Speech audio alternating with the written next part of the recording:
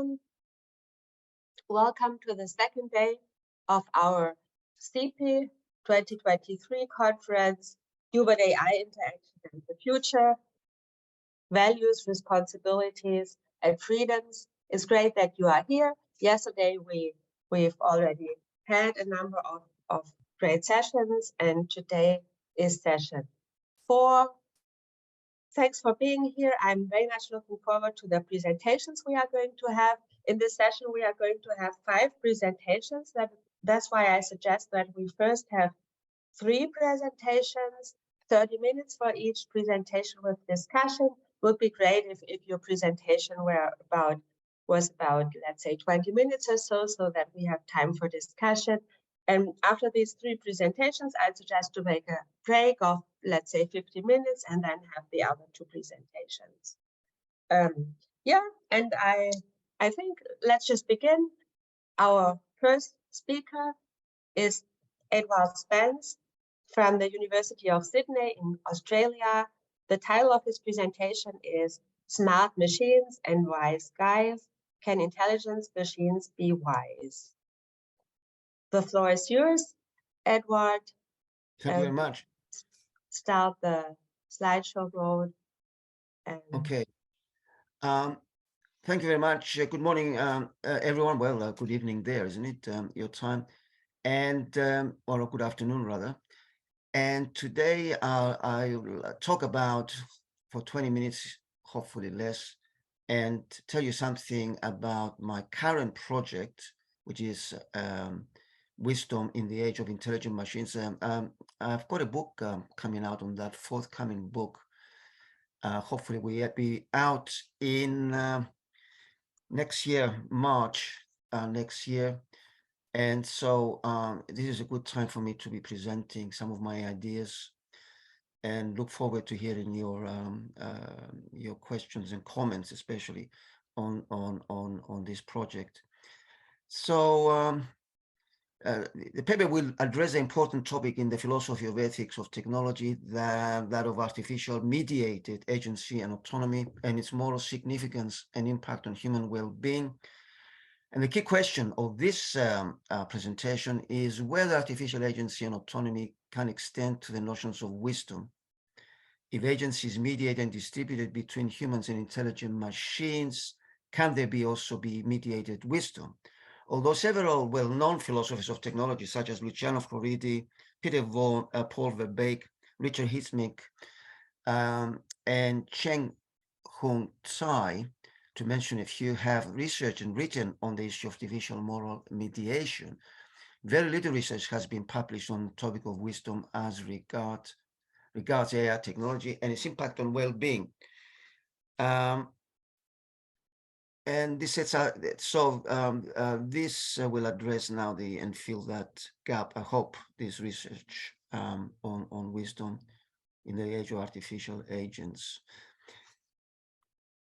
The traditional theory of wisdom is that it's a special type of knowledge or understanding whose possession enables one to A, conceive what a good life is, B, actively pursue the realization of such life, and C, for the attainment of eudaimonia, or happiness, if you like. And eudaimonia, of course, is the Greek word used by the Hellenistic philosophers, the Epicureans and the Stoics in particular. Eudaimonia is, as I said, is a broad and rich term for a flourishing life that includes such notions as happiness, well-being, self-fulfillment, self-realization, ataraxia, or peace of mind, and freedom from anxiety, among others. The traditional conception of wisdom comprises 3 distinct elements: knowledge of what a good life is, and what life is that is essential, theoretical and proportional knowledge of the form of know that, propositional knowledge of know that, and it involves having some fundamental, what do you mean? Just move that down a bit, sorry.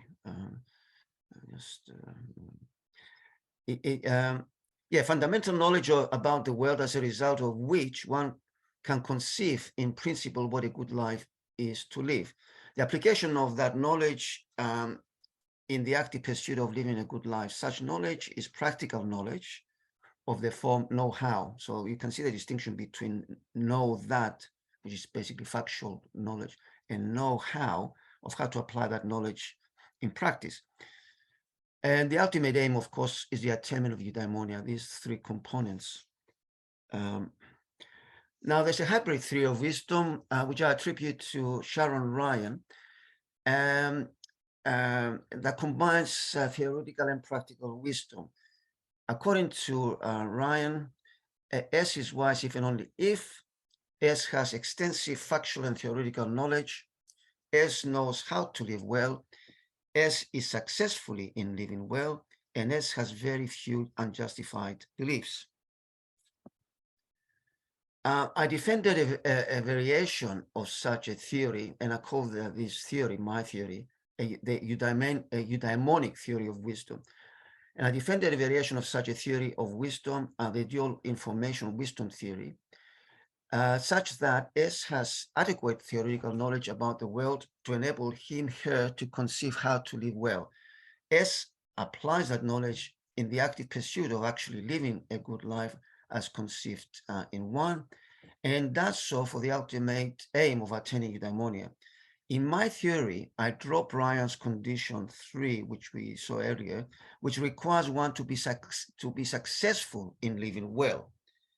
For one can try to live well, but through misfortune beyond one's control fails to do so. And for that, we have to sort of remember Aristotle's dictum, count no one happy until the end.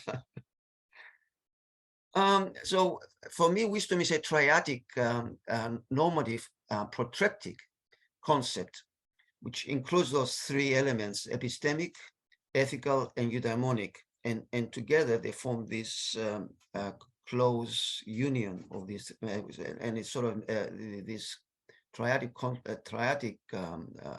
concept is both is partly meta knowledge and meta virtue. And another diagram that shows that, here it is. This is the do-it wisdom model, the normative structure of wisdom, and so you can see the reflective judgment there. Decision action is information plus action, and the dual information action procedure then links technology with well-being through wisdom in the middle there. Okay, so then moving on, the eudaimonic theory of wisdom. In my theory, I add the condition that a good life is only the means, albeit the constitutive means of attaining the attainment of eudaimonia. It is not an end in itself. For one can live by all accounts a seemingly good life, but fail to be eudaimon. If the ultimate aim of life is eudaimonia, as the ancient Greeks and Roman philosophers believed it was, and in particular the Epicureans and the Stoics I have in mind, then some initial conceptions of a good life might turn out to be on further examination inadequate as a means of eudaimonia. Okay, now let's see. Implications of Ryan's and Spence's theories of wisdom of technology. As Ryan correctly observes, wisdom is a virtue, second order reflective virtue, I believe that myself, and a way of living well, and it requires more than smart ideas and deep knowledge. If all it took were deep knowledge about ideas and life, then a good computer like Watson, this is the example she gives, could be wise. So AI agents cannot be wise according to Spence's and Ryan's theories of wisdom. However, I allow that an autonomous, intelligent, embodied robot possessing artificial general intelligence, this is a hypothetical question, such as Data in Star Trek. I don't know if you watch Star Trek. Data was a very smart robot who and appeared in the various episodes I saw, appeared to have a certain form of artificial intelligent wisdom. Could be wise according to both these theories. Nothing in those theories precludes such a possibility. Now, here I'm going to talk about wisdom-enhancing technologies. Wisdom-enhancing technologies can contribute collectively to wisdom in at least two ways: by providing collective knowledge through joint epistemic action between humans and AI agents. We're already seeing this at the moment. with regard to knowledge. This satisfies the necessary knowledge condition for wisdom, one that does lead to the exponential growth of information, one that requires the exponential growth of information we are able to satisfy, we are not able to satisfy as individuals, epistemic agents. AI have that exponential condition of knowledge, but we don't unfortunately have it. We lack that knowledge. By enabling us through AI technology to act wisely, or at least avoid acting unwisely in self-defeating situations that potentially undermine our well-being. That's how an AI type wisdom can enable us to act more wisely, and at least not unwisely. In this particular example, well, is my conjecture there. Collective knowledge technologies such as ChatGPT, I'm sure you've all had maybe experience of that. I've actually tried most of this. Collective knowledge such as ChatGPT, BART, Google's BART, Pi, Bing, and other LLMs, large language models, through joint epistemic action, enhance the condition, the knowledge condition for wisdom. Such LLM technologies can enhance sorry, I'm just missing some. I've got to pull this. Maybe I can't do that. Enable us to life condition of wisdom by enabling us to act wisely or not unwisely. Although artificial AI agents can contribute to wisdom, they are not in themselves, not yet at least, AI wise. I don't think so far we have experience of any AI agents this stage, even through these very intelligent chatbots that show consciousness. Although, as you probably remember, the person who said this, that his experience with I think, what was it, Lambda, at the time working for Google, he claimed that he was sure that he had experienced sentience in the AI agent he was working with, and the next day or a few days later he was he was sacked by Google. So, and I believe, if I'm not mistaken, BART is an outcome of Lambda. That's what I've read anyway. So, more about wisdom applications and the creation of wisdom from information. Existing collective knowledge through large language models can contribute to collective wisdom through the K condition of wisdom, the knowledge condition of wisdom, that in turn can contribute to collective well-being. If so, it may be desirable to systematically design wisdom to technologies as a means of contributing to collective wisdom and social well-being in society. Another key question I don't have time to address in this presentation, unfortunately, is whether, and this is an interesting one, is whether AI agents require, in addition to knowledge, sentience or consciousness in order to be wise. Can the substrate for consciousness for AI digital agents be entirely different from that of biological humans? And for this, I refer you to Susan Schneider's wonderful book that I've been reading recently, Artificial You, 2019, and David Chalmers, of course, various publications, including his latest one, 2023 Penguin, and in 1996, where he talks about these various problems about consciousness and the hard problem concerning consciousness. But unfortunately, I don't have time to talk about that.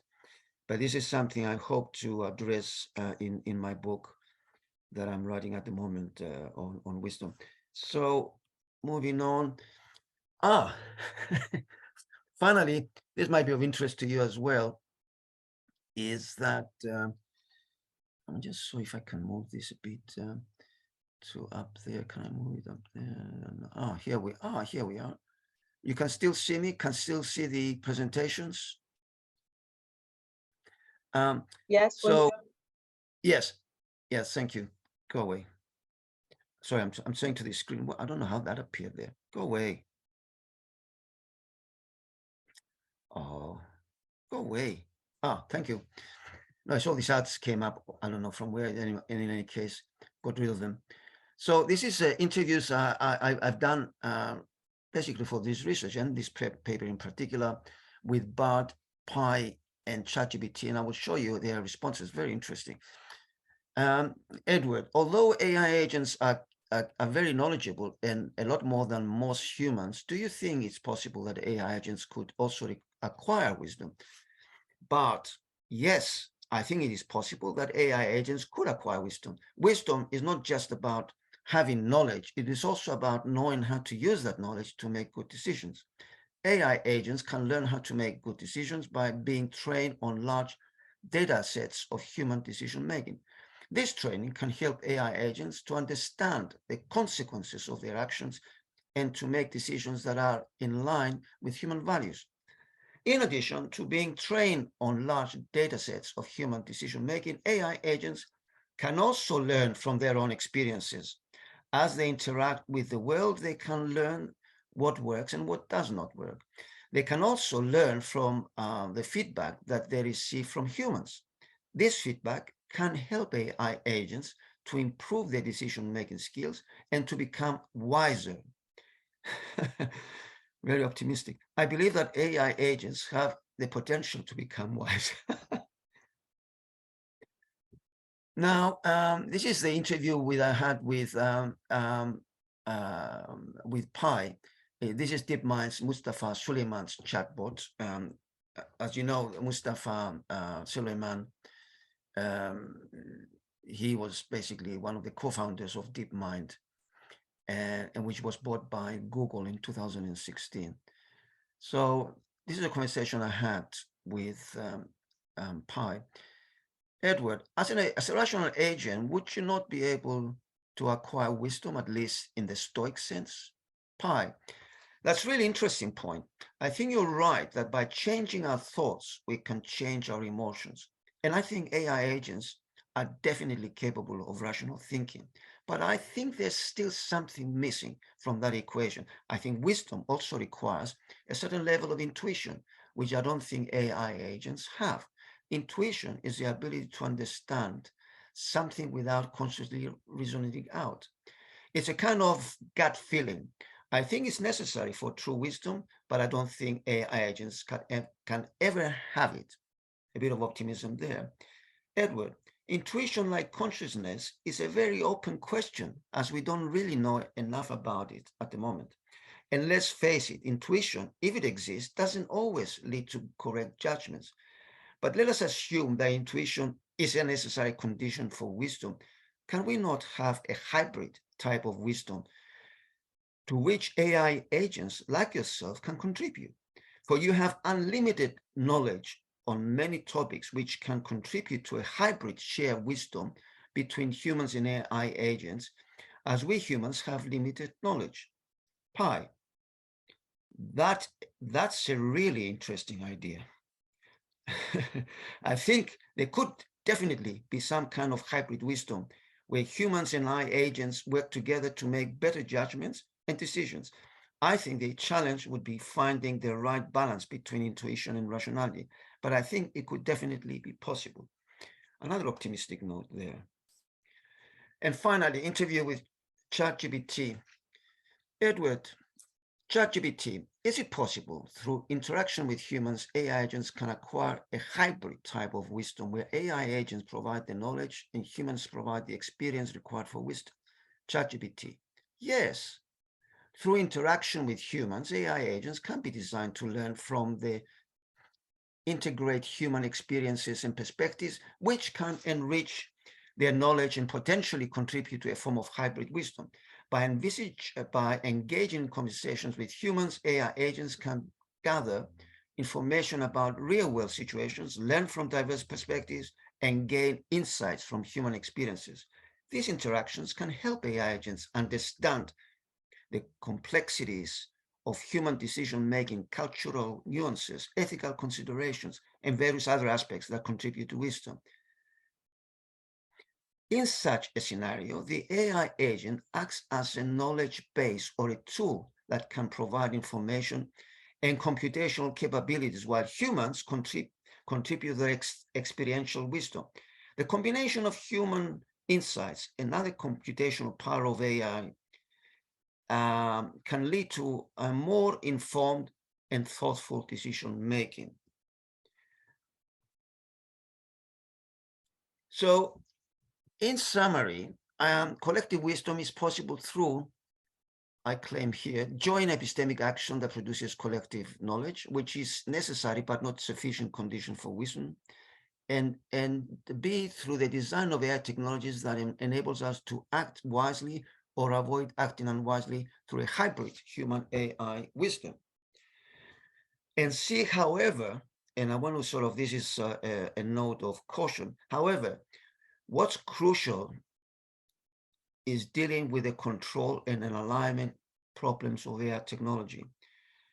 And these are very important because let's not forget that the people who actually collect the data that feed the AI agents that now have managed to sort of acquire so much knowledge through language is the same. They are the big tech companies, Amazon, Google, Microsoft, and the others.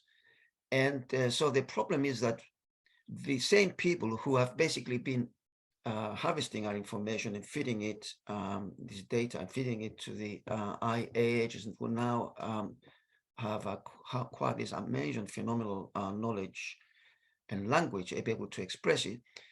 And they're the same people who now control the research done on AI technologies.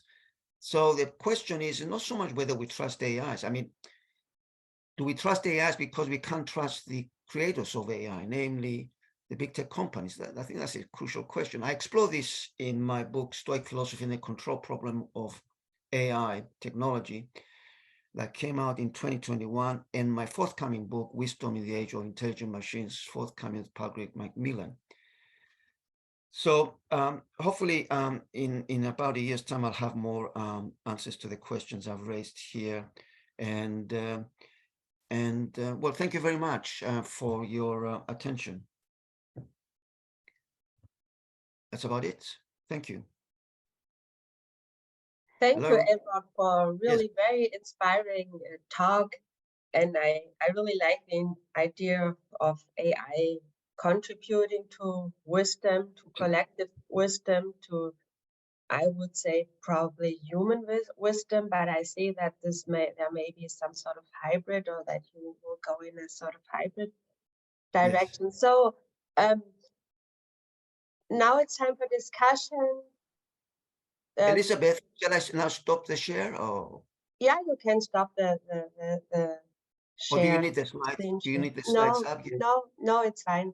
No. You can stop sharing so that we can see others who may have questions or comments or thoughts, so we have time for discussion. Maybe while others prepare for their questions and thoughts. So you can either raise your hand or type your question in the chat, or I would prefer that, or I think best is to talk directly, to raise your hand and then talk directly, because we are obviously a small group. Maybe I may ask my question. So you said you had these aspects of wisdom and requirements, and you said knowledge of what a good life is, know how to live well, and then live well. And my question would be, okay, I mean a good life, and do machines live, and what is a good life, and how do they live? I mean the conception of life, do you think that can be transferred somehow to machines? Or I mean, how do you deal with it? Oh yes. Well, I guess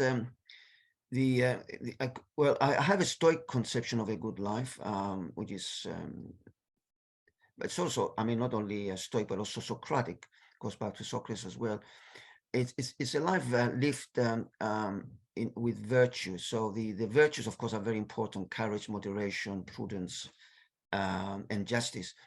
And the life I have in mind it's that kind of life. But of course, somebody can doubt that, because they might think that a good life is one that is one of not so much a hedonistic, because even the Epicureans who thought that pleasure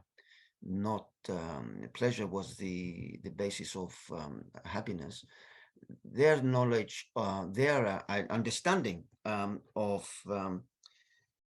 pleasure was a virtuous pleasure. So it wasn't just the hedonistic pleasure, but it was virtuous pleasure. So somebody who followed this Epicurean notion of a good life would also follow the virtues that the Stoics. So when you look at them closely, in practice, there's not much, well, at least in theory, not so much in practice, it's not much to separate the Stoics from the Epicureans, although the Epicureans use pleasure and the Stoics use virtue. I mean, if somebody, for example, lived a good life that had all the elements of morality and virtue, but they called it something else, that would be fine. I don't question that there can be other forms of life that lead to eudaimonia, but also importantly, I think morality, being moral, is an important aspect of that. One can question and say, well, somebody can be immoral and still live a good life. But I doubt that. I mean, I don't think, if one can argue that, fine. I don't want to be sort of a very close in my idea of a good life concept. If somebody could come up with a different notion of a good life, but still retain some of the basic elements of a good life for the attainment of eudaimonia, then I think that would be fine. Yeah, thank you. And I understand that it's not a problem for you to assume that AI has a life, to ascribe a life to, in the sense, to AI. So Dan, it's your turn. Thanks, Edward. It's very interesting. My question is, the data that the language models are trained on is language, and lots of people say that they're wise or that they know things relevant to wisdom, and there are, thousands and thousands of articles now published, so not just people saying it, but some kind of evidence. But nevertheless, generalizing won't necessarily create new wisdom, or it's an amazing amount of knowledge, but giving a general view of it isn't necessarily very helpful to most seekers once they've read one or two things themselves. And so is there some other kind of data or other kind of method whereby an AI, not necessarily a large language model, could be beneficial to us in seeking wisdom? Dan, let me ask for clarification. You're asking whether something other than an AI can be beneficial for wisdom? I see what you mean. Is that it? Other than a large language model, so any other kinds of AI. So it might not just be based on language, for example. Okay, I see what you mean. All right. And do you have something in mind as an example? Not anything existing in mind. No, I thought you might have ideas already. Well, no, that's a good question. Very good question. To be honest with you, I hadn't thought about it. But what's interesting about these large language models, because remember, I mean, language is the basis of a whole culture, human culture. From time immemorial, we had language, poetry, myths. Language is used for everything. And I can't think of anything outside language that we can relate to as human beings. I mean, language has been, and this is what makes them so powerful. The AI now can use language not only just to play chess and beat at chess, and also Go, as AlphaGo did show, or Jeopardy. Now they use language. They can write poems. They can write plays. They can write dialogue. I've had these conversations with these AI chatbots, and I have to say, I found it extremely interesting, because I could have these very complicated philosophical arguments with them on Descartes' cogito ergo sum, I think therefore I am, and various other arguments. And, they were able to not only talk about it, but to argue about it, in a very philosophical way that philosophers would do. And that was made me quite amazed that they could do this. Now, if and when they can acquire wisdom, and whether sentience is necessary for wisdom, it might also, for example, it might be, some have argued recently that it might not be necessary for AI agents, smart agents, very smart agents, to have consciousness. Maybe consciousness is not something that they might need. I remember reading this Homo Deus by Harari, and it caught my interest when he says in that last part of his book, Homo Deus, he talks about the decoupling of consciousness and intelligence. That's an amazing, and I think, could there be a decoupling between intelligence and consciousness, where super intelligent beings, much more intelligent than us, don't have to have consciousness in order to be able to acquire wisdom? I don't know. Maybe they don't need consciousness as much, because don't forget that a lot of the ways that we behave quite often don't require consciousness. There are sort of things that we do and we're not even conscious about them. So is it possible that AI can operate in a less conscious effort, but still produce things that would be valuable for life? That's just speculation on my part. There's a very interesting comment by Nick in the chat. He writes, things other than language that bond humans. Food.